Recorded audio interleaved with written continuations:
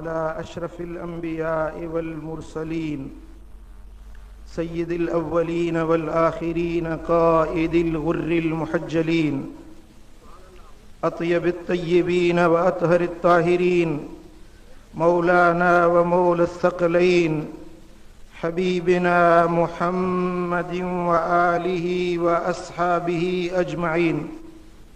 أما بعد، أعوذ بالله من الشيطان الرجيم. بسم الله الرحمن الرحيم. وقال الذي عنده علم من الكتاب أنا آتيك به قبل أن يرتد إليك طرفك. صدق الله مولانا العلي العظيم. إن الله وملائكته يصلون على النبي يا أيها الذين آمنوا صلوا عليه وسلموا تسليما.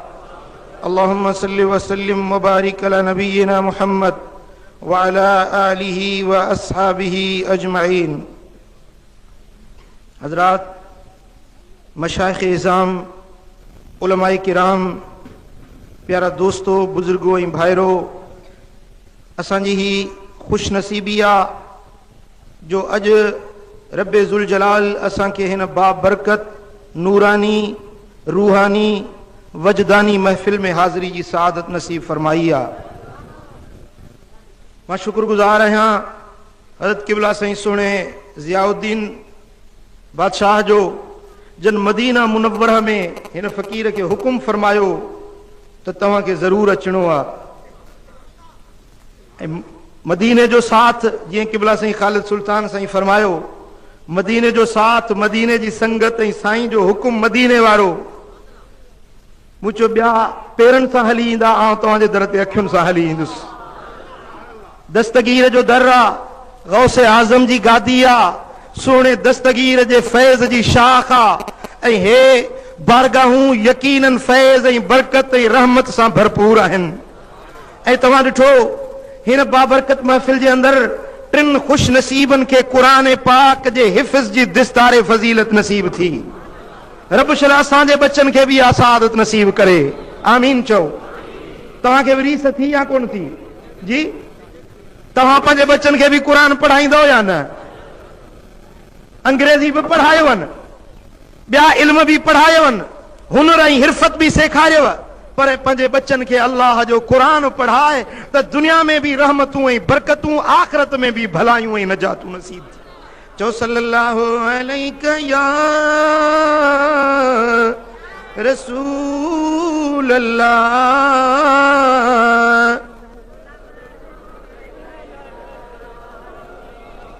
बुलंद आवाज़ सां मोहब्बत सां चओ सल्लल्लाहु अलैका या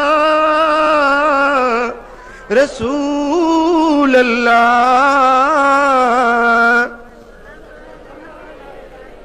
ये तालिब मुबारक जा हकदार हिन, ये उस्ताद मुबारक जा हकदार हिन। या ज़मीन जो टुकरो भी बरकत वारो आ, जंहिं ज़मीन जे टुकरे ते रब जो कुरान पढ़ियो वेंदो आ। अल्लाह अल्लाह। मुझा दोस्तों, कुरान पढ़ण वारो, कुरान पढ़ाइण वारो अल्लाह जो महबूब बानो बणजी वेंदो आ। मुझे सोने सरदार फरमायो, मदीने वाले ताजदार फरमायो त अशराफ उम्मती हमलतुल कुरान व असहाबुल लैल। मुझी उम्मत जा अशराफ, मुझी उम्मत जे इज्जत ऐं शान वारा बटोला अथव हिकड़ा उहे जेके अल्लाह जे कुरान के सीने में सांढींदा आहिनि, कुरान जा हाफ़िज़ बणजंदा आहिनि। मुंहिंजी उम्मत में इज्जत ऐं शान वारा इहे अथव। ॿिया उहे जेके राति जो उथी ख़ल्क़ सुम्ही पवंदी आहे, माण्हू ग़िफ़लत जे निंड में पइजी वेंदा आहिनि, पर ही मर्द उथी पंहिंजे मुसले खे आबाद कंदा आहिनि, मुसले ते बीही नफ़िल पढ़ंदा आहिनि, इबादत कंदा आहिनि, अखियुनि मां ॻोढ़ा ॻारे करे पंहिंजे रब खे रिझाईंदा आहिनि। इहे ॿ टोला आहिनि, इहे ॿ तबका आहिनि जेके मूं रब वटि ज़ोर प्यारा आहिनि। मदीने वारे मीर फरमायो, मुंहिंजी उम्मत में इहे ॿ तबका इज़त ऐं शान वारा आहिनि। तू चवंदे त मालदार शान वारो आ, पैसे वारो हुजे, बिल्डिंगुनि वारो हुजे, पेजारो गाड़ी ते चढ़ण वारो हुजे, बैंक बैलेंस जंहिंजो हुजे, तू चवंदे इहो इज्जत वारो, इहो शान वारो। पर मदीने वारे मीर खां पुछ त इज्जत ऐं शान वारो केरु आ? हाँ? बसरे जे शहर में बहस छिड़ी पियो, गुफ्तगू हली पई, माण्हुनि जी पाण में इहा गुफ्तगू हली। हिकिड़नि चयो त माल वधीक आ, ॿियनि चयो त इल्म दीन जो वधीक आ। हिकिड़नि चयो माल वधीक आ, माल हूंदो ज़कात ॾींदो, ख़ैरात ॾींदो, उज़ा कंदो, फितरा ॾींदो, हज कंदो, उमरो कंदो, पैसो हूंदुसि त ग़रीबनि खे ढकाईंदो, यतीमनि जी संभाल लंदो, ग़रीबनि जी मदद कंदो। ये हेतिरियूं सारियूं नेकियूं माल सां मुमकिन आहिनि। इन जे करे माल भलो आ, दौलत भली आ। पर हिकिड़नि चयो त बराबरि माल बि आहे, पर वाह जो शान इल्म दीन वारे जो आ। दीन नाहे से, दीन जो इल्म नाहे से, इहो माल, इहा दौलत, इहो खजानो उन्हें के फ़ाइदो न ॾेई सघंदो जेकॾहिं इल्म दीन जो अथसि। इहो वॾे खां वॾो ख़ुशि नसीब इहो आहे। हर धुर पंहिंजा बहस पे छेड़िया, पंहिंजा दलील पे ॾिना, पंहिंजी पंहिंजी ॻाल्हि पे कई। पोइ बसरे वारनि चयो इहो फ़ैसिलो नबी जे प्यारे सोट हज़रत अब्दुल्ला बिन अब्बास हिब्रुल उम्मत, हिन उम्मत जो वॾे खां वॾो क़ुरान जो मुफ़स्सिर, मदीने वारे मीर जो प्यारो सोट हज़रत इब्ने अब्बास, उन खां फ़ैसिलो करायूं था त माल मथे आ या दौलत मथे आ या इल्म दीन जो मथे आ। हिकिड़ो वफ़द मोकिलियूं हज़रत इब्ने अब्बास जी ख़िदमत पाक में त साईं तव्हां असांजो फ़ैसिलो कयो त क़ुरान जो इल्म मथे, दीन जो इल्म मथे या मालो दौलत मथे आ। उहो वफ़द जॾहिं हज़रत इब्ने अब्बास जी ख़िदमत में पहुतो आ, चयोसीं बसरे वारनि असांखे तव्हां ॾे मोकिलियो आ, ही मसलो तव्हां खां पुछण आया आहियूं, तूं असांजो फ़ैसिलो फरमाए। हज़रत इब्ने अब्बास फरमायो त बसरे वारनि खे मुंहिंजा सलाम चइजांइ ऐं चइजांइ त माल ऐं दौलत खां दीन जो इल्म मथे आ। छा मथे आ? छा मथे आ? ॻाल्हायो। अल्लाह अल्लाह। हिकिड़ो माण्हू आहे जेको 7 साल मदरसे में वञी पढ़े थो, पढ़ी पढ़ी दीन जी फज़ीलत दिस्तार वारी ॿधी निकितो। 3 साल 4 साल सोने साईं शमसुद्दीन रहमतुल्लाह अलैह जे हिन पाक मदरसे में अचे रहियो, अचे क़ुरान जो हिफ़्ज़ कयईं। पढ़ाइण वारो बि जिलानी सादात हुजे, भाग वारा दिए शागिर्द चइबा न। अल्लाह अल्लाह। क़ुरान पढ़ी मोटियो। हाणे हिकिड़ो 7 साल वियो, महिनत कयईं, मज़ूरी कयईं, पैसो कमायईं, दौलत गॾु कयईं, बंगला ठहिरायईं, माल मिल्कियत जोड़ियईं, बैंक बैलेंस ठाहियईं। हाणे ॿुधायो त ही मथे या हू मथे? हाँ, हिकिड़ो दीन जो इल्म पिराए, क़ुरान जो हाफ़िज़ बणिजी मोटियो, दीन जो आलिम बणिजी मोटियो, ॿियो पैसनि जा अंबार गॾु खणी आयो। ॿुधायो मथे केरु आहे? हज़रत इब्ने अब्बास फ़ैसिलो फरमायो त पैसे ऐं दुनिया ऐं दौलत खां दीन जे इल्म जो शान मथे आहे। पोइ उन वफ़द वारनि चयोसीं भला असांखे दलील ॾियो। बसरे वारा पुछंदा दलील ॿुधायो। हज़रत अब्दुल्ला बिन अब्बास फरमायो त दलील ही ॾिजाइनि। चइजांइ ओ बसरे वारो, इल्म नबीअनि जी मीरास आ ऐं माल दौलत फिरौन जी मीरास आ। मदीने वारे साईं फरमायो इन्नल अंबिया लम युवर्रिसु दिरहमन वला दीनारा। नबी पंहिंजे वरसे में दिरहम ऐं दीनार, पैसो ऐं दौलत पंहिंजे वरसे में न छॾींदा आहिनि। इन्नमा वर्रिसुल इल्म, नबी पंहिंजे वरसे में इल्म छॾींदा आहिनि। फमन अखज़हा अखज़ बिहज़्ज़िन वाफ़िर। जे दीन जो इल्म हासिल कयो, इन नबियनि जे वरसे जो वॾो हिस्सो हासिल कयो। इल्म दीन जो कुरान जो हिफ़्ज़ हे नबियन जो वरसो आ ऐं पैसो ॾोकड़ दौलत फिरौन ऐं हामान ऐं कारून जो वरसो आ। तूं बसरे वारनि खे ॿुधाए जाए त इल्म खपाइण सां वधंदो आ, दुनिया खपाइण सां खुटंदी आ।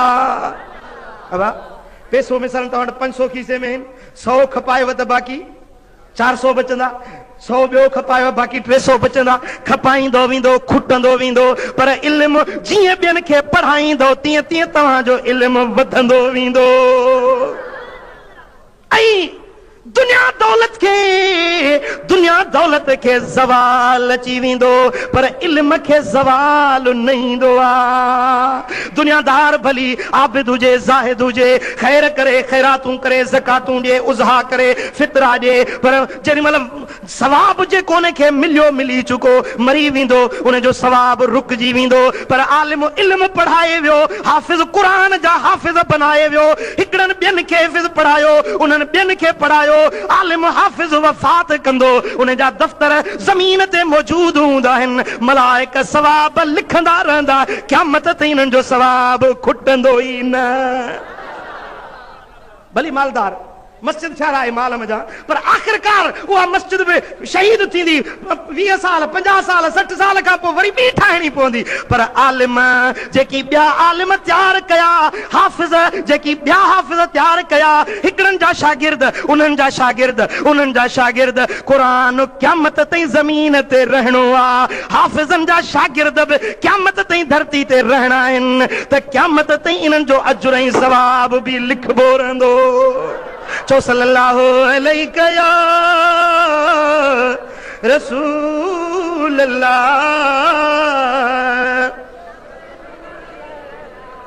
चो सल्लल्लाहु अलैहि या रसूल अल्लाह।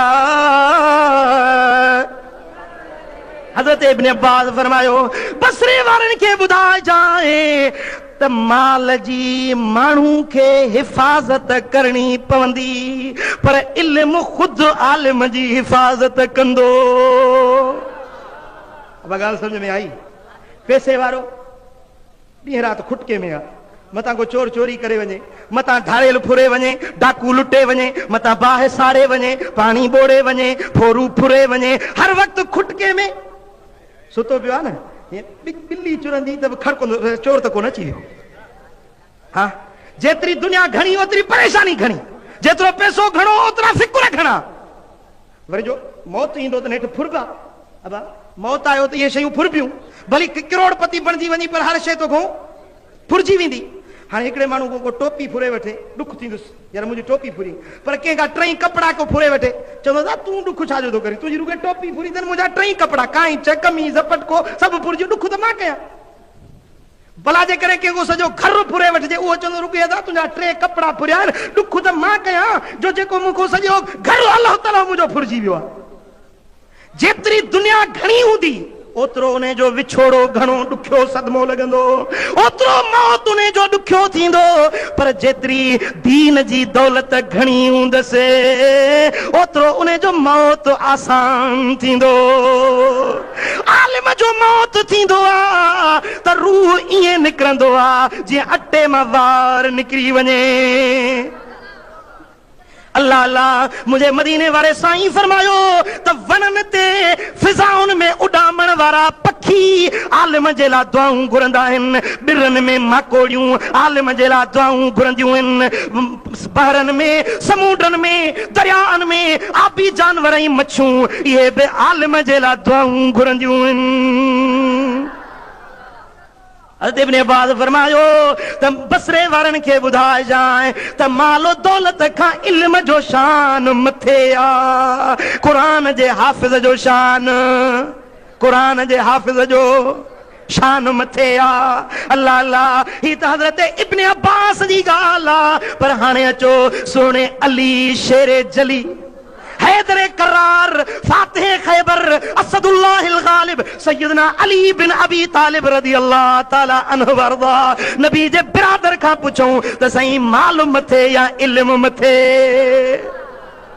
अब समझो था न, हजरत हैदर करार मौला अली शेरे खुदा जेको असा सुन्युन जो पीरा असां जो रहबर अली अली या दिलुन जो दिलबर असां जो रहबर अली अली या दिलुन जो दिलबर अली अली या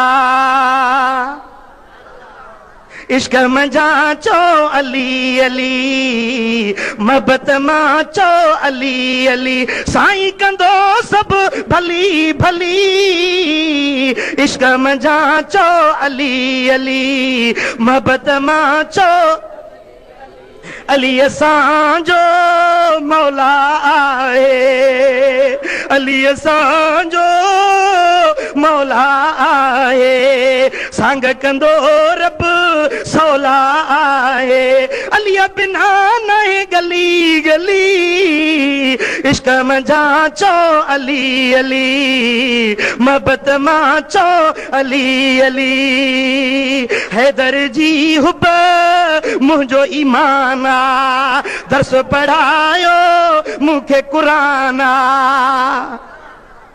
हैदर जी हुब मुझो ईमाना दर्स पढ़ायो मुखे कुराना वो मरंदो मुनाफिक रुली रुली मुनाफिक अली जो दुश्मन हाँ किटली तो बिस्तरो कुल्हे ते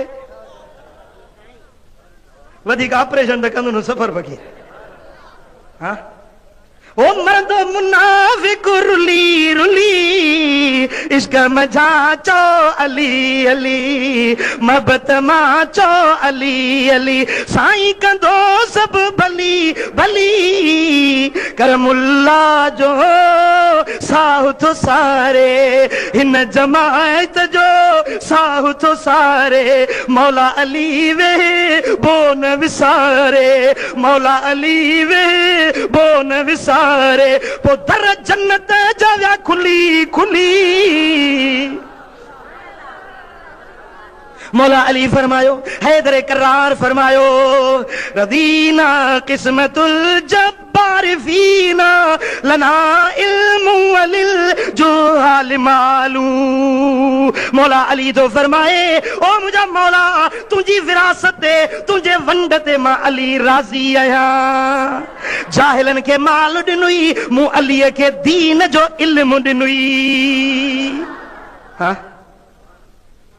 ए मुझा मौला तुझी विरासत ते मां अली राजी आया जाहिलन के माल दिनई दौलत दिनई मु अली के दीन जो इल्म दिनुई व अन्नल माल यफना अन करीबिन व अन्नल इल्म बाकिन ला यजालू अन करीब दुनिया दौलत फना थी वेंदी माड़ियूं बंगला फना थी वेंदा ताज तख्त फना थी वेंदा पर इल्म जे दौलत के फना अचणी न है हाँ हे मुझे सुने अली जो फरमान पर हाने आ नबी जो 3 नंबर खलीफो हजरत सैयदना उस्मान इब्ने अफ़्फ़ान ज़िन्नूरैन बिन नूरन वारो हिन ज़ुल्हज महीने जी 18 तारीख़ मुझे सुने उस्मान गनी जे शहादत जो ॾिहाड़ो आहे चओ न सुभान अल्लाह हाँ अल्लाह अल्लाह मुझे सुने नबी जा सभई यार सुना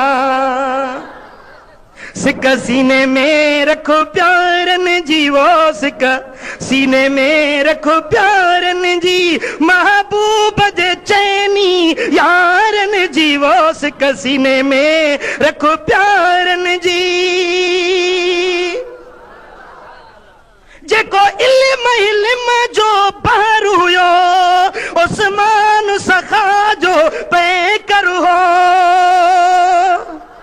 गाल वणे थी न वणे थी न जेको इल्म जो बहर हुयो उस्मान सखा जो पे करो बिन नूरन वारो रहबर हो बिन नूरन वारो रहबर हो बचे के हसी पारन जी वो सिक सीने में रखो प्यारन जी हजरत उस्मान जो उम्मत ते एहसाना उम्मत एहसान अल्लाह अल्लाह हिकड़े कुरान जे मथा पूरी उम्मत के जमा करण वारो हजरत उस्मान गनिया। छो त कुरान जा मुख्तलिफ नुस्खा मुल्कन में जीअं इस्लाम फैलबो वियो, इराक फतह थियो, यमन फतह थियो, शाम फतह थियो, अज़रबैजान तक, आर्मीना तक इहो इस्लाम जो दायरो वसी थींदो वियो। पोइ कुरान जा मुख्तलिफ नुस्खा उन्हनि जूं किरातूं मुख्तलिफ हुयूं। पोइ असहाब न चयुसि त ओ सोना उस्मान ईअं न थिए जो जीअं तौरात ज़बूर ऐं इंजील जे अंदरि माण्हुनि फेर फार करे छॾी हुई तीअं मतां कुरान जे अंदरि बि का फेर फार न थी वञे। ओ सोना उस्मान इन इख्तिलाफ खां अॻु में उन जो तदारुक कर। मुंहिंजे सुहिणे उस्मान गनी छा कयो जो उहो कुरान कुरैश जी लुगत में, छो त कुरान नाज़िल बि कुरैश जी लुगत में थियो आहे, उन खे कुरैश जी लुगत में लिखाए उहे कुरान जा नुस्खा इराक बि मोकिलियईं, शाम बि मोकिलियईं, शाम में बि मोकिलियईं, ईरान में बि मोकिलियईं, जिथे जिथे इस्लाम जो दायरो फैलियल हुयो ओसी ताईं सोने उस्मान पूरी उम्मत के कुरान जो नुस्खो ॾेई कुरान जी आयत ते अमल कयो। इन्ना नहनु नज़्ज़लना ज़िक्र व इन्ना लहू लहाफ़िज़ून। असां ई कुरान के नाज़िल कयो आहे, इन जी हिफ़ाज़त करण वारा बि असीं आहियूं। चो सल्लल्लाहु अलैहि या रसूल अल्लाह। हाय हाय हज़रत उस्मान के ज़िन्नूरैन तो सरजे, बिन नूरन वारो छो, बिन नूरन वारो छो। आम तरह उलमा चवंदा आहिनि त नबी जूं ॿ न्याणियूं हुयसि, नबी जूं ॿ न्याणियूं हज़रत उस्मान जे निकाह में आयूं, इन जे करे ज़िन्नूरैन सरबो आहे। इहा बि तो जी सही, पर आलिमन फरमायो आहे त जॾहिं राति थींदी हुई हज़रत उस्मान गनी नफ़िल निमाज़ जोटींदा हा, कुरान पढ़ंदा हा। निमाज़ जी हिकिड़ी रकात में 83 पारा कुरान जा रोंदे रोंदे पूरा करे ॾींदा। हिकिड़ो निमाज़ जो नूर, हिकिड़ो निमाज़ जो नूर, ॿियो कुरान जो नूर जॾहिं जंहिं शख़्सियत में जमा थिया उन खे सॼो ज़िन्नूरैन। अल्लाह अल्लाह तवज्जो फरमायो। ज़िन्नूरैन जे बारे में हज़रत शाह वलीउल्लाह साईं लिखनि था त हज़रत उस्मान खे ज़िन्नूरैन छो थो सरजे, महबूबन सां हज़रत उस्मान देश परदेस में गॾु हुयो। अब देश परदेस में उस्मान गनी मदीने वारे सां गॾु हुयो, पर ज़िंदगी में ॿ अहिड़ा मौक़ा आयसि जन मौक़नि ते उस्मान हाज़िर न हुयो, जिस्मानी तरह मौजूद न हुयो, पर मदीने वारे मीर ऐलान कयो उस्मान जिस्मानी तरह मौजूद न आहे, पर मां मोहम्मद करीम ऐलान थो कयां त उस्मान असां सां गॾु आहे। सफ़र सम्झई ॻाल्हि कोन सम्झई? हा अल्लाह अल्लाह। बदर जी जंग थी लगे, इस्लाम ऐं कुफ्र जो पहिरियों मार्को आ। 313 ॼणा सहाबी हुजूर वठी मैदान बदर में पहुता आहिनि। जंग बदर लगे थी, उन जंग दौरान उस्मान जी घरवारी नबी जी न्याणी सैयदा ज़किया रुकिया रज़ी अल्लाह ताला अन्हा नबी जी न्याणी आ, उस्मान जी घर धयाणी आ। हे वरी छा चवंदई त नबी खे न्याणी हिकिड़ी हुई, ॿुधो अथई न? अड़े तुंहिंजा वॾा ख़ुदि लिखी विया आहिनि त नबी खे 4 न्याणियूं हुयूं, तूं कीअं इनकार करीं? पर ॻाल्हि ॿुधो न, माण्हुनि जी हिकिड़ी ज़हनियत आहे त हिकिड़ो माण्हू वॾे खां वॾो कूड़ हणी छॾे, पोइ उहो कूड़ हणंदो रहे, कुझु ॾींहंनि खां पोइ के न के हुनजा मञण वारा बि थी पवंदा। चिट्टो कूड़ थो वणे, पर कुछ वक्त गुजरण 30 साल 50 साल का उन कूड़ के मञण वारा भी के थी पवंदा। भला जन न मञो से ॿिया जेकी आहिनि उहे शक में ज़रूर पइजी वेंदा। इहा माण्हुनि जी नफ़्सियात आहे। मसलन मिर्ज़ा गुलाम मोहम्मद कादियानी वॾो हिकिड़ो ज़क्ट हयईं, अबा सिंधी में वॾो कूड़ हयईं, पेर खोड़े कूड़ हयईं त मां नबी आहियां, पाण खे सॼी त नबी आहियां। उन वक़्त जे आलिमन इनकार कयो तूं नबी न आहीं, तूं कूड़ो आहीं, पर हू चवंदो रहियो मां नबी आहियां। आख़िर अॼु हींअर लखे माण्हू हुनजे मञण वारा थी पिया आहिनि, उनखे नबी मञनि था। हिकिड़ो माण्हू कूड़ हणी थो वञे, ॼाणी वाणी कूड़ आहे, पर हलंदे हलंदे 40 साल 50 साल 60 साल गुज़रिया, उन कूड़ खे तारीख़ी हैसियत मिली वई। चवंदा था वॾनि खां हीअं ॻाल्हि अचे थी पई। ॻाल्हि सम्झव न? हाणे हिकिड़नि कूड़ हयो, ॿियनि किताब में कूड़ लिखियो, त नबी खे सिर्फ़ हिकिड़ी न्याणी हुई। इहा ॻाल्हि फिरंदी फिरंदी हेॾो ईरान खां इराक खां फिरंदी जॾहिं असां ताईं पहुती, हितां वारा ॻंढ ॾेई बीठा, अबा नबी खे न्याणी त आहे हिकिड़ी। अरे हे हदीसूं बीठियूं हे तुंहिंजे अकाबिर तुंहिंजे असलाफ तुंहिंजे वॾनि पंहिंजे किताबनि में लिखियो आहे त नबी जूं न्याणियूं 4। वरी अहिड़ा कूड़ मिलायूं त हज़रत अली सां अहल बैतनि सां 3 यारनि जी मोहबत कोन हुई, हीअं कंदा हुआ, अहल बैतनि जो हक़ खाधऊं, बाग़ फिदक जो खाधऊं, फलाण कयूं, इहे सभु कूड़। पर उहे कूड़ तारीख़ी कूड़ बणिजी विया जो लखे माण्हू उन्हनि खे मञनि था। अब ॻाल्हि सम्झो था या न? ॻाल्हि कूड़ी आहे। भला जेकॾहिं सची हुजे हा त अलाह से अकुल बि ॾिनो आहे, माण्हू थोरो सोचे ॻाल्हि जो पहिरों खणे। भला अली शेर ख़ुदा है न, ॻाल्हायो, अली शेर आहे, शेर कंहिंजे अॻियां झुकंदो आहे छा? जे ॾिसे हा अली ॾिसे हा त अबू बकर हक़ ते न आहे त मुंहिंजो अली सुहिणो 2 साल उनजे पोयों निमाज़ कीअं पढ़े हा?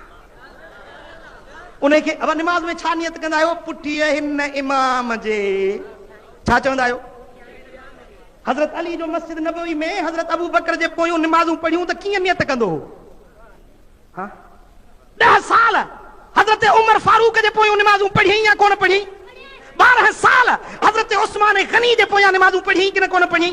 भला जे हज़रत अबू बकर नाहक ते हो, हज़रत उमर नाहक ते हो, माज़अल्लाह हज़रत उस्मान नाहक ते हो, पोइ अली उन जी पैरोकारी छो कई?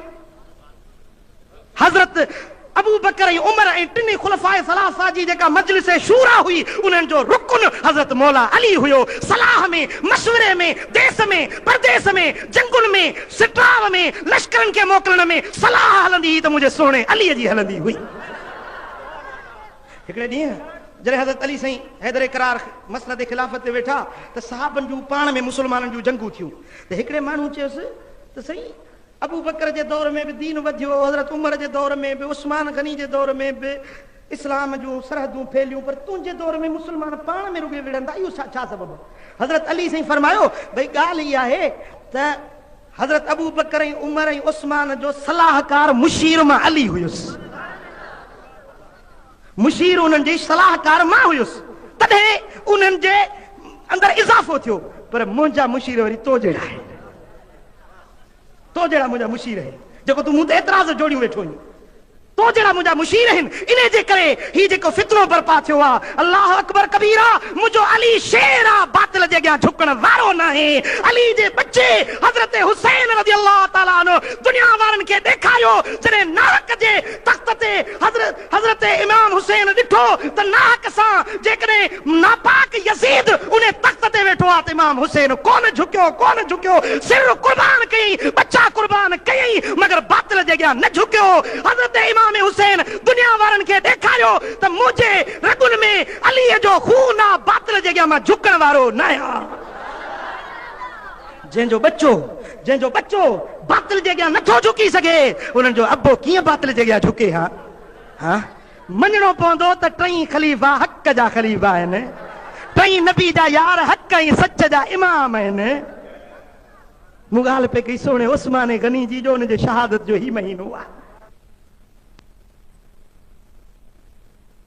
मन तअल्लमल कुरान व अल्लमहू, तमाम में सभिनी खां भले में भलो माण्हू उहो आहे जेको पाण बि क़ुरान पढ़ंदो आहे त ॿियनि खे बि क़ुरान पढ़ाईंदो आहे। भलो केरा? जेको पाण बि क़ुरान पढ़ंदो आहे, ॿियनि खे बि रब जो क़ुरान पढ़ाईंदो आहे। हदीस मदीने वारे मीर जी ऐं रिवायत करण वारो ख़लीफ़ो सोनो सैयदना उस्मान गनी जो सल्लल्लाहु अलैहि या रसूल अल्लाह,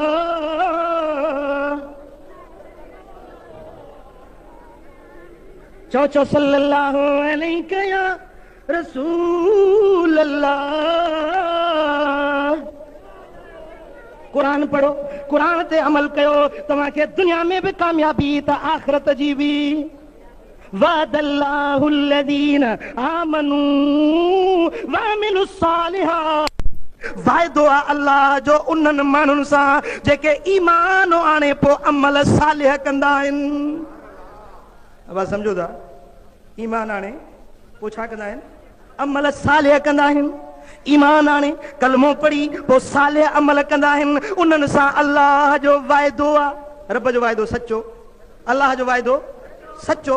कहिड़ो वाइदो आहे? मिनहुम मगफिरतम व अजरन अज़ीमा, मां अल्लाह उन्हनि खे बख़्शींदुसि बि ऐं वॾा इनाम उन्हनि खे अता फरमाईंदुसि। ए क़ुरान पढ़ण वारा, ओ क़ुरान ते अमल करण वारा, तोसां रब जो वाइदो आहे, वॾा इनाम रब तुंहिंजे लाइ ठाहे छॾिया आहिनि। अब हिकिड़ी ॻाल्हि सम्झण जी आहे, थोरो तवजो फरमाइजो मुंहिंजी ॻाल्हि ते। असां ॾिसूं था त मुला मौलवी वीचारा इहे पघार ते वॾेरा अमीर वॾे ठठनि सां आहिनि, उन्हनि जे धॼ खे ॾिसी ग़रीबनि जा रूह बि विस्कनि था त जेकर असां बि ईअं हुजूं। अब ॻाल्हि सम्झो था? पर मौलवी साहिब उहो क़ुर जो हाफ़िज़ असांखे बज़ाहिर उहो ख़स्ता हाल थो नज़र अचे, पर ईअं कोन्हे, ईअं कोन्हे। उन आलिम जे लाइ, उन सालिह जे लाइ रब जो वाइदो आहे मिनहुम मग़फ़िरतम व अजरन अज़ीमा, रब बख़्शे बि छॾींदो ऐं अजरे अज़ीम ॾींदो। छा? अजरे अज़ीम, वॾो। उहो अजरे अज़ीम जो वाइदो रब आख़िरत में फरमायो आहे। छो त उहो अजर एॾो वॾो आहे, एॾो वॾो आहे जेको हिन दुनिया में मापी नथो सघे। अब ॻाल्हि सम्झव? एॾो वॾो आहे जो हिते मापी नथो सघे। मसलन हदीस पाक में अचे थो त हिकिड़े मोमिन खे हिन दुनिया जहिड़ियूं 10 बादशाहियूं मां रब ॾींदुसि। हाणे जे हिकिड़े खे 10 मिलनि अहिड़ियूं सॼियूं बादशाहियूं त उहे हिते कीअं मापनि? अब ॻाल्हि सम्झो? इन जे लाइ रब फरमायो वाइदो कई आख़िरत जो त अहिड़ा इनाम ॾींदो माला आईनुन रात वला उज़ुनुन समियत वला ख़तर अला क़ल्ब बशर, न तव्हांजे अखियुनि ॾिठियूं हूंदियूं, न तव्हांजे कननि ॿुधियूं हूंदियूं, न तव्हांजे दिलि में अहिड़ो ख़्यालु आयो हूंदो, अहिड़ियूं नेमतूं मूं रब तव्हांजे लाइ ठाहे तयारु करे छॾियूं। उहे अज़ीम नेमतूं आहिनि जो हिते मापी नथियूं सघनि। ऐं कैफ़ियत जे एतबार खां हीअ दुनिया उन्हनि नेमतुनि जो ताब सहण जे लाइक़ न आहे। मसलन हिकिड़ी हदीस पाक में आहे त मोमिन बाने खे जेका हूर मिलंदी न जन्नत जी, उन हूर जो हे कंगण ज़ाहिर थींदो त जीअं दुनिया में सिज उभरंदो आहे एॾी रोशनी थी वेंदी, उन जे कंगण में एॾो ताबश ऐं नूरानियत हूंदी। अब जे कंगण ज़ाहिर थिए त जग रोशन थी वञे त उन्हनि जे बदननि में अलाह ताला छा नूर ऐं ताब रखियो हूंदो जेका हीअ दुनिया बर्दाश्त ई नथी करे सघे। इन जे लाइ रब फरमाए वादल्लाहु लदीन आमनू, आख़िरत जो रब वाइदो करे छॾियो। ऐं टी ॻाल्हि त दुनिया फानी आहे, दुनिया फानी आहे। 5 साल 10 साल 15 साल 20 साल 100 साल 2 सदियूं 10 सदियूं, आख़िर दुनिया कुल्लु मन अलैहा फ़ान, हर शइ खे फना ज़वाल अची वेंदो। पर ओ क़ुरान पढ़ण वारा, ओ अमल सालिह करण वारा, ओ रातियुनि जो उथी अल्लाह जे ज़िक्र करण वारा, ओ निमाज़ में सजदा ॾियण वारा, तोखे मां रब अहिड़ियूं नेमतूं ॾींदुसि जेकी नेमतूं कॾहिं फना थींदियूं ई न, ख़तम थींदियूं ई न, ज़वाल उन्हनि खे ईंदो ई न। ही दुनिया छो त ज़वाल जो घर आहे, हिन दुनिया जी हर शइ खे ज़वाल अची वेंदो। रब ऐलान कयो त अहिड़ी जाइ ते इनाम ॾियांव जेको कॾहिं ख़तम ई न थिए। हाँ, बस जिंदगी फानी आहे, हयाती जो फिथो फिरे थो पियो, कल्ह कोन पवंदी ओचितो मौत अची वेंदो ऐं पोइ ख़बरूं पवंदियूं खोड़ियुनि ते, कंहिं खटियो कंहिं हारायो। हाँ, हिते साईं मुछ खे वकड़ चाढ़ियूं, चए थो मां बि पहलवान आहे। अरे निमाज़ पढ़, अॻे निमाज़ वञ मुले पढ़नि। हिकिड़ो वरी पियो चवे बाबा सियाला आया निमाज़ जी मुद गई। सियारे में जे केरु थो निमाज़ पढ़े, मुद ई चढ़ी वई निमाज़ जी। अब समझो था न? शायद जतोई जो खुतबो तव्हां कोन ॿुधो आहे। जतोई साहब भाई इहो मसलो यादि रखो। मां किबला साईं जन साईं हज़रत ख़ालिद सुल्तान बादशाह खे बि अर्ज़ु गुज़ारियो आहे, किबला साईं जन खे बि अर्ज़ु गुज़ारियो आहे त इन जे लाइ को मुअसर आवाज़ खणणु खपे। जतोई साहब जो खुतबो जेको असांजे सिंध जे ॿाहिराड़ियुनि में पढ़ियो थो वञे पियो, बाबा इहो जतोई साहब जे खुतबे में फेर फार वहाबियुनि कई अथव, शीयनि बि कई अथव। इहो खुतबो असां अहले सुन्नत जे अक़ाइद ते ठहकी नथो अचे। समझो था? असांजो अक़ीदो, असांजो नज़रियो ईअं कोन्हे जेको जतोई जे खुतबे में लिखियल आहे। हिकिड़ी जाइ ते जतोई थो लिखे त खणी पाण कुदरत जी पाकी खुदा मोहम्मद जो खुतनो कयो खुद खुदा। अब हाणे हिसाब लगा, हजम पाकी खणंदो हजम, खुतनो कंदो हजम। मदीने वारे साईं फरमायो त गुलित मखतूनन मसरूरा, मां ॼाओ हुस त खुतनो अॻे ई थियल हुयो, नाड़ो अॻे ई वठियल हुयो, इहा शइ रब पैदा ई न कई हुई। हाणे हे पाकी थो खणाए, खुदा जे ज़ात जे शान में केॾी वॾी गुस्ताखी आहे या न आहे? बेअदबी या न? जे वाह बि बेअदब आहिनि त हीअ वरी कहिड़ो अदब आहे? मूंखे ॿुधायो, जवाब ॾियो। हिकिड़ी जाइ ते लिखे थो, मूं वटि खुतबो मौजूदु आहे, जेके शक हुजे त मां हींअर ॾेखारियां, हिते स्टेज ते मूं वटि मौजूदु आहे। हिकिड़ी जाइ ते लिखे थो त मिली चइनि यारनि थे मातम कया। अब हाणे जे 4 यार मातम था कनि त पोइ हुननि भोतारनि जो कहिड़ो ॾोह आहे? टेको ॾिनई न उन्हनि खे। हा, हिकिड़ी जाइ ते थो चए त मोमिनो आयो मुहर्रम सभई माताम कयो। हिकिड़ी जाइ ते लिखे थो हज़रत सैयदना उमर फारूक महबूब जो प्यारो खलीफ़ो हज़रत उमर साईं जे नाले लिखे थो त पियो यार उमर अब्दुल जो एहसास हुयो दीन जे दुश्मननि लाइ राकास।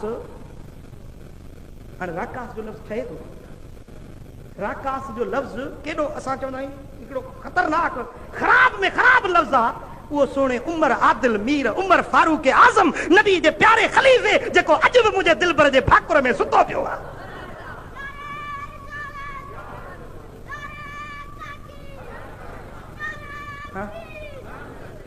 अब ॻाल्हि त ॿुधो न, हियां थो सड़े पियो। मां त हाणे इहो ख़ुतबो ॾिठो आहे, मूं हींअर इहो ख़ुतबो ॾिठो आहे, मुंहिंजो अंदरि सड़ी वियो आहे। हलियो हे आलिम, हे मुफ़्ती, हे सही बहराड़ियुनि में आलिम मुफ़्ती त कोन था पढ़नि, पर जेकी बहराड़ियुनि में असांजा आहिनि नंढा नंढा खतीब, उहे सभु पढ़नि था पिया।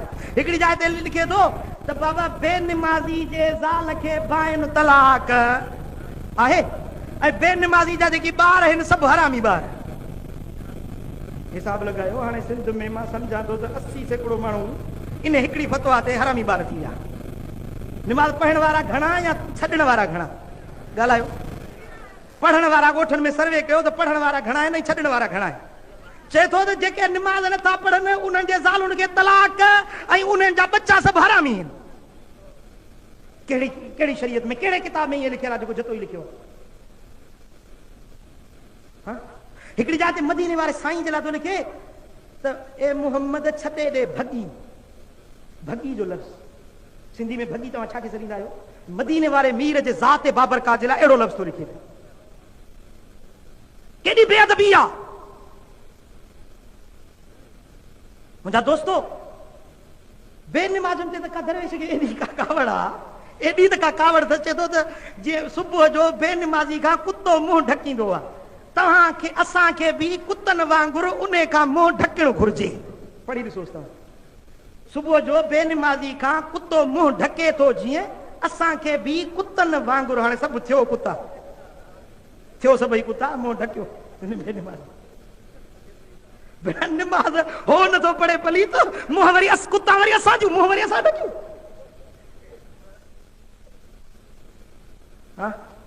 मां तव्हांखे अर्ज़ु गुज़ारींदुसि त इहो ख़ुतबो नाहे पढ़णो। ऐं मां सभिनी उलमान जी ख़िदमत में वियो आहियां, वञा थो पियो। ऐं असांजो ख़्यालु आहे त हिकिड़ी उलमा जी बोर्ड ठाहींदासीं, उलमा जी हिकिड़ी कमेटी ठाहींदासीं, जेकी इन मां जेकी बि शयूं गुस्ताखी वारियूं आहिनि उहे सभु कढणियूं पवंदियूं, पोइ इनखे नए सिर छा पाइबो। सम्झो था? इंशाअल्लाह अनकरीब इहो कदम खणंदासीं। ऐं मूं सिंध जा तक़रीबन सिंध में जेकी बि ख़ुतबा हलनि था उहे सभु मूं गॾु कया आहिनि, पुराणनि आलमनि जा, नवनि जा। ऐं मां पढ़ां थो पियो, ॾिसां थो जेको अहिड़ो को शरीयत मुताबिक़ पूरो पको पुख़्तो शरीयत सां ठहकंदड़ हुजे उहो ख़ुतबो इंतिखाब कबो। 2-3 जेकी हूंदा उहे उलमा जी बोर्ड में वेही गॾिजी इंशाअल्लाह फ़ैसिलो कंदासीं त कहिड़ो ख़ुतबो वधीक बहितर आहे। या जतोई जे ख़ुतबे जो सम्झो त उनखे सही कजे, या वरी ॿियो कंहिं आलिम जो सुठो लिखियलु हुजे उनखे मैदान में आणिजे ऐं इहो बेअदबी वारो ख़ुतबो बंदि। क़बूल आहे साईं? ऐं इहो मूं तकरीबन सिंध जे सभिनी ज़िलनि में जांच कई आहे त बहराड़ियुनि में घणो करे जतोई जो ख़ुद ॿुधो आहिनि। हाणे वरी वहाबियुनि बि इन में पंहिंजा विधा आहिनि त क़बरुनि ते न वञो, वली पीर बुज़ुर्ग छा आहिनि। ऐं हिकिड़ी जाइ ते लिखे थो त अलाह जे अॻियां वली बुज़ुर्ग ऐं गांडू ऐं गाज़ी ॿई हिकु जहिड़ा आहिनि। अहिड़ा लफ़्ज़ आहिनि। ये सभिनी में मिलावट थियल आहे। तंहिंजे करे मां तव्हांखे गुज़ारिश कंदुसि जेके मस्जिदुनि जा ख़तीब आहिनि, पेशमाम आहिनि, मां उलमा खे बि अपील थो कयां त महिरबानी करे इन जे ख़िलाफ़ आवाज़ उथारियो। ही हेॾियूं वॾियूं बेअदबियूं ऐं खाते अहले सुन्नत जे में माण्हू चवंदासीं तव्हांजे सुन्नियुनि जो बुज़ुर्ग आहे न उहो लिखी वियो आहे। इहा ॻाल्हि सभु असांजे खाते में थी चढ़े। चवंदा सुन्नी तव्हां अहिड़ा आहियो। ऐं पूरे ख़ुतबनि में जेकी बि सॼे साल जा ख़ुतबा लिखिया अथसि हर जाइ ते नबी जी हिकिड़ी न्याणी आहे सी हिकिड़ी न्याणी। हिकिड़ी जाइ ते वरी लिखे थो त ओ नबी तूं अञा निंड में पियो ही, तुंहिंजो तख़्त नसारा लुटे विया, तूं अञा सुतो पियो ही। हे नबी साईं खे थो फरमाए आहे। तूं सुतो पियो ही अञा, नबी तुंहिंजो तख़्त जेके आहिनि नसारा लुटे विया। महबूब जी ज़ात जे लाइ अहिड़ा लफ़्ज़ ॻाल्हाइनि। चओ सल्लल्लाहु अलैका या रसूल अल्लाह,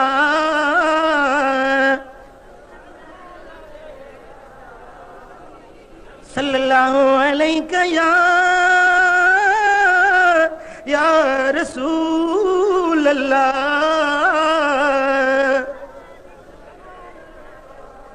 मूंखे स्टेज तो हुकुम मिलियो आहे त कुझु शहादत उस्मान जे बारे में ॿुधायां।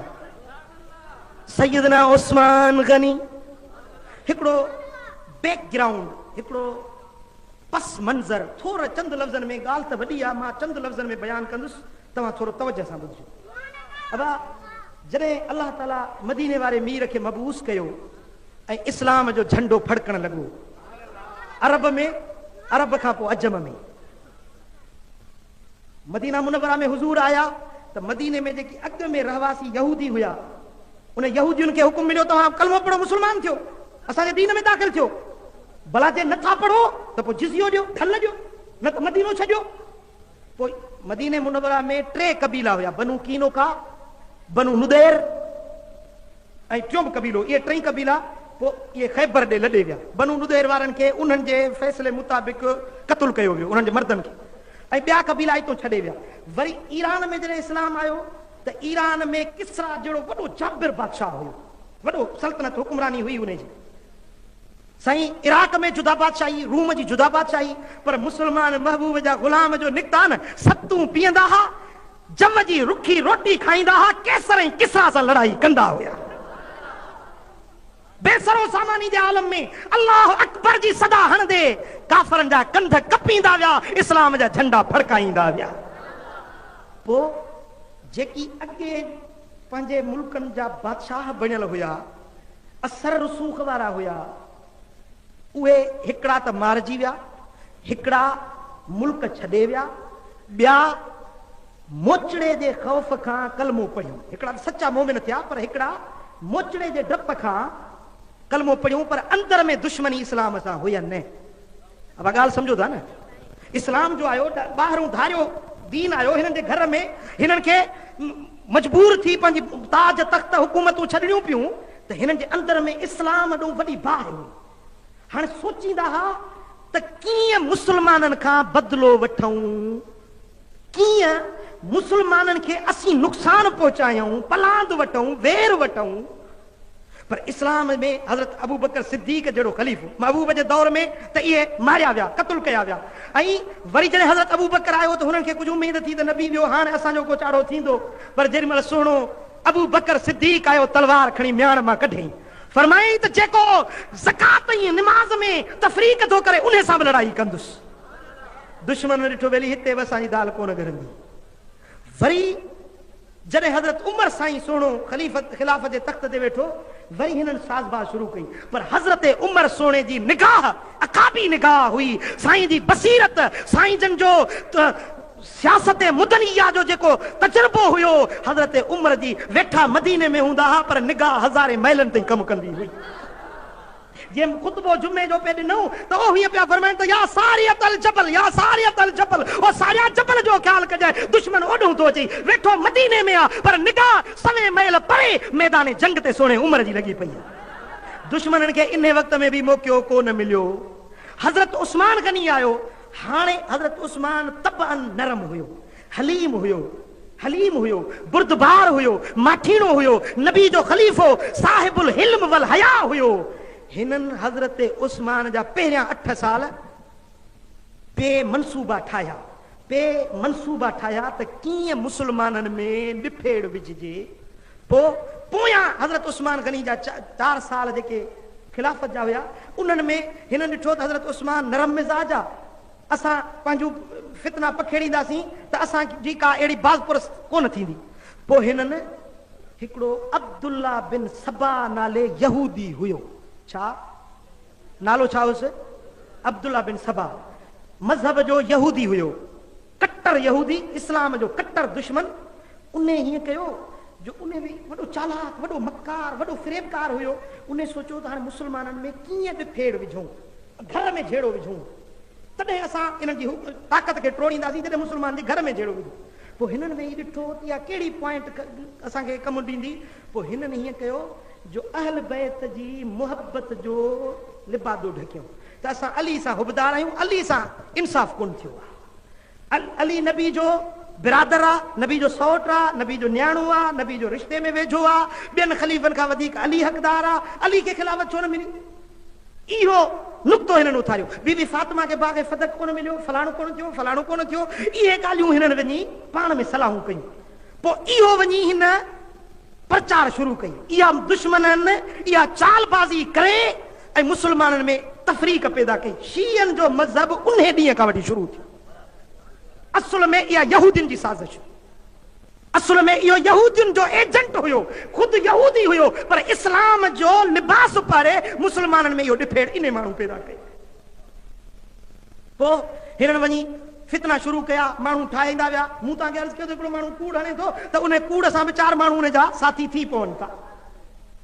मिर्ज़ा गुलाम अहमद जे पोयूं लखे माण्हू थी पिया, हे त वरी ॻाल्हि अहल बैतनि जी पियो करे। रोए से अखियुनि मां ॻोढ़ा पिया वहनि, मां अहल बैत जो हुबदार आहियां। हज़रत अली उन वक़्त में मौजूद हुयो। हज़रत अली सही उन्हनि खे घुराए सज़ाऊं ॾिनियूं। फरमाई त ओ ज़ालिमो, ओ दुश्मनो, मुंहिंजे ऐं मुंहिंजे यारनि जे विच में दुश्मनी पैदा न कयो। मां अली चवां थो, ऐलान थो कयां त अबू बकर हक़ जो इमाम आहे, उस्मान हक़ जो इमाम आहे, उमर सोणो हक़ जो इमाम आहे। पर फितनो हुयो, फितनो वधंदो वियो। आख़िरकार इहे बलवाई, इहे फितने बाज़ मदीने शरीफ़ में आया। हज़रत उस्मान खे चयूं तूं खिलाफ़त खे छॾ, अली खे ख़लीफ़ो बणाईंदासीं। हज़रत उस्मान फरमाए त इहे मां छो खिलाफ़त तो दस्तबरदार थियां?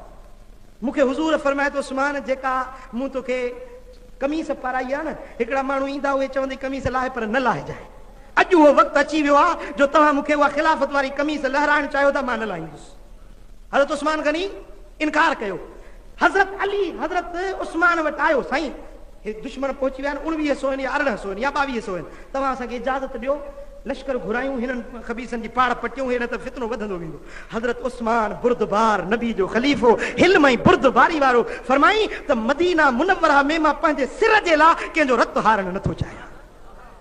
उस्मान तुझे अज़मत के सलाम आ, उस्मान तुझे सब्र के सलाम आ, और नबी जा प्यारा यार तुझे सब्र ऐं बर्दाश्त के सलाम आ। लखन फौजुन जो कमांडर इन चीफ आ, जंहिंजे हुक्म ते कैसर ऐं किसरा सां लड़ाई हली रही आ, जे इशारो ॾे हां त मदीने शरीफ़ में ज़ालिमनि जो रत नदियुनि वांगुरु वही हले हां। पर मुंहिंजे सोणे उस्मान गनी चयो त मां पंहिंजे महबूब जे मदीने में रत हारणु नथो चाहियां, सिर कुर्बान करे छॾींदुसि, पर मदीने पाक जे तक़द्दुस खे, अज़मत खे, मदीने शरीफ जे तक़द्दुस खे पायमाल थियण न ॾींदुसि। पोइ आख़िर ईअं थियो 40 ॾींहंनि ताईं हज़रत उस्मान महसूर रहियो। ऐं इन दौरान हज़रत अली पंहिंजे बच्चन हज़रत इमाम हसन, इमाम हुसैन खे फरमायो तीर कमान खणो, तलवार खणो, मुंहिंजे प्यारे यार हज़रत उस्मान जा बच्चा तव्हां पहरो ॾियो। तारीख़ूं लिखियूं बीठियूं आहिनि त हज़रत इमाम हसन ऐं इमाम हुसैन हज़रत उस्मान गनी जे पहरेदारनि में हिन जो नालो अचे थो। अब मोहब्बत हुयनि या कोन हुयनि? पोइ 40 ॾींहंनि ताईं महसूर रहण जे खां बाद में हज़रत उस्मान गनी खे बेगुनाह कुरान पढ़ंदे जुम्मे जे ॾींहुं 18 ज़ुल्हज ते मदीना मुनव्वरा जी पाक सरज़मीन ते शहीद कयो वञे थो। ऐं जेॾीमहिल कुरान पढ़नि पिया फसयकफ़ीकहुमुल्लाह जी आयत खुलियल हुजे, उन आयत ते उस्मान गनी जो खून मुबारक किरियो आहे, नबी जो ख़लीफ़ो पंहिंजे रब खे प्यारो थी वियो। अज़ीज़ान मोहतरम, ये फितना उन्हें ॾींहं खां वठी हलन पिया। मदीने वारे साईं हिकिड़े ॾींहुं हुज़ूर बाग में वेठा आहिनि। हज़रत अबू मूसा अशरी रज़ी अल्लाह तआला रिवायत थो फरमाए, हुज़ूर वेठा आहिनि ऐं ॿाहिरों दर खड़कियो। हुज़ूर फरमायो त ए अबू मूसा, चई जी या रसूल अल्लाह, मुंहिंजो अबू अम्मा तो कुर्बान। साईं फरमाए दर खोल, जेको दर ते बीठो आहे उनखे मुबारक ॾे तो जन्नती आहे। हज़रत अबू मूसा फरमाए त मां वञी दर खोलियां त ॿाहिरों हज़रत सैयदना अबू बकर सिद्दीक़ बीठो आहे। अंदर आयुसि, बुखारी शरीफ जी हदीस आहे। थोड़ी देर गुज़री त वरी दर खड़कियो। हुज़ूर अलैहिस्सलातु वस्सलाम फरमायो त ए अबू मूसा, जी या रसूल अल्लाह, मुंहिंजो अबू अमर तो तां कुर्बान वञे। साईं फरमायो त वञ, ॿाहिरि ॾिस, जेको दर ते बीठो अथई न मुंहिंजो प्यारो, इनखे वञी चईसि तूं जन्नती आहीं। चए दर जो खोलियां त हज़रत सैयदना उमर फारूक रज़ी अल्लाह तआला अन्हु दर ते बीठा आहिनि। अंदर अचे, हुज़ूर सां गॾु वेठा। थोड़ी देर गुज़री, वरी दर खड़कियो।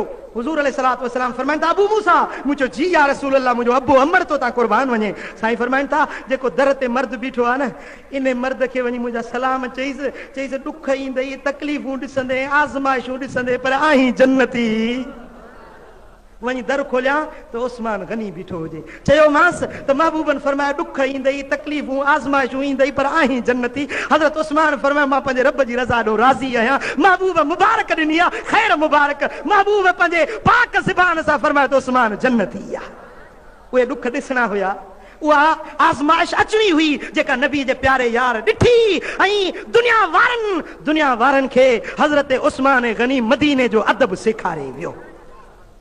मुंहिंजा दोस्तो, असांजे मथां हक़ आहे त नबी जे सभिनी यारनि सां मुहबत रखूं। नबी जे चइनी यारनि सां ख़ुसूसन ऐं सभिनी सहाबनि सां उमूमन असांखे मुहबत रखणी आहे। जो सरकार फरमाइनि था, असहाबी कन नुजूमे बिअय्यिहिम इक़्तदैतुम इह्तदैतुम। मुंहिंजा असहाबी सितारनि जे मिसल आहिनि, जंहिंजे पोयों लॻंदव तव्हां हिदायत वारा बणिजी वेंदव। हा वदा पोइ असहाबनि सां मुहबत रखबी। ॻाल्हायो असहाबनि सां। ऐं आख़िरी गुज़ारिश तव्हांखे इहा कंदुसि त निमाज़ 5 वक़्त पढ़ो। निमाज़ रब जो फर्ज़ आहे, निमाज़ पढ़णी आहे, अलाह जो फर्ज़ क़ाइमु करिणो आहे। पढ़ंदव निमाज़? अॼु हिन सोणे दस्तगीर जी गादी, सोणे गौसे आज़म जे बचड़नि जे हुज़ूरी में वेही ऐलान कयो, वाइदो कयो त इंशाअल्लाह निमाज़ पढ़ंदासीं। हथड़ो त मथे खणो। माशाअल्लाह, ख़ुदा ख़ुशि कंदो तव्हांखे, अलाह से शाद आबाद कंदो। रब करीम इंशाअल्लाह असां सभिनी खे अमल जी तौफ़ीक़ नसीब फरमाए। आख़िर दावाना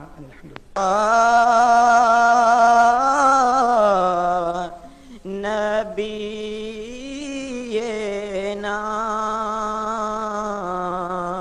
सल्ले अला मुहम्मदिन सल्ले अला करीमेना सल्ले अला मुहम्मदिन। दुख दर्द मिटाई दे महबूब मदीने में। दुख दर्द मिटाई दे महबूब मदीने में। कदे मुँह के घुराई दे महबूब मदीने में। कदे मुँह के घुराई दे महबूब मदीने में। सॾड़ा तो कयो सिकमा मनदा जो दाद थिए। ऐ सॾड़ा तो कयो सिकमा मनदा जो दाद थिए। या आस पुजाई दे महबूब मदीने में। या आस पुजाई दे महबूब मदीने में। जेड़ो बि आयो तेड़ो पर तू जो सदाया थो। अक जेड़ो बि आयो तेड़ो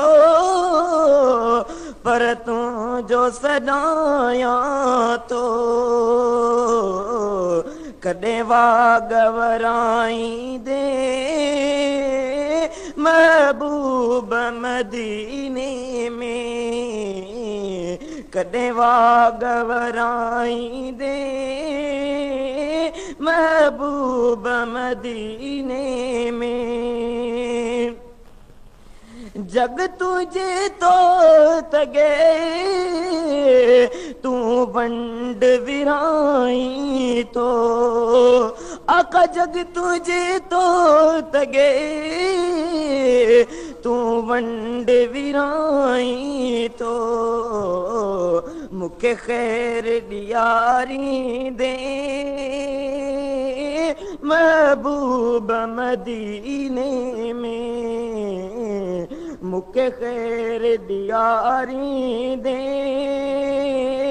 महबूब मदीने में।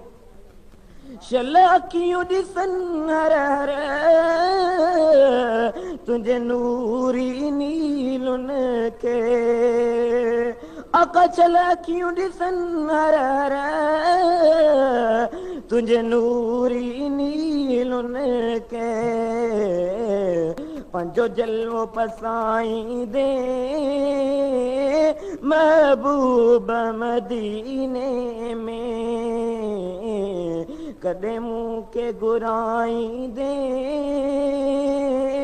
महबूब मदीने में। ए सुना सखी सरवर